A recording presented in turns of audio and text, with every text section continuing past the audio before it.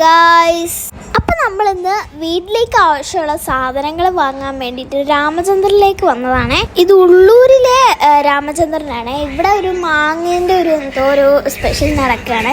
ഇവിടെ അങ്ങനെ ഒരു ക്വാളിറ്റി ഉണ്ടെന്നാലും സാധനങ്ങൾ ഭയങ്കര കുറവൊക്കെ ആയിരുന്നു.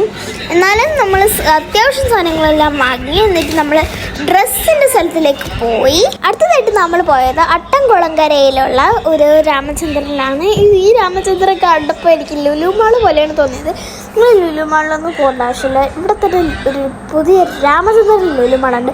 പിന്നെ കഴിച്ച് ഇവിടുത്തെ തുണീൻ്റെ ക്വാളിറ്റി എന്ന് പറയാൻ നല്ല ക്വാളിറ്റിയാണ് കേട്ടോ. നിങ്ങൾക്ക് ചുരിദാറും അതൊക്കെ തയ്ക്കാൻ പറ്റിയ നല്ല ക്വാളിറ്റിയുള്ള സംഭവമാണ്. പിന്നെ അതിനൊത്ത വിലകളും ഉണ്ട് കേട്ടോ. പിന്നെ നമ്മൾ ഇവിടെ ഒരു ഫാൻസി സ്റ്റോർ കയറി. അതും ഇതിൻ്റെ അകത്തുള്ള സ്ഥലം തന്നെയാണ്.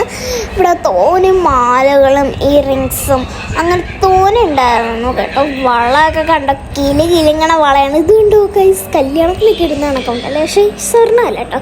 പിന്നെ ഗൈസ് നമ്മൾ മുമ്മയ്ക്കൊരു നൈറ്റ് വാങ്ങാൻ വേണ്ടി വന്നതായിരുന്നു ഇവിടെ. പിന്നെ ഗൈസ് തോനെ ക്യൂട്ട് സാധനങ്ങളൊക്കെ ഉണ്ട്.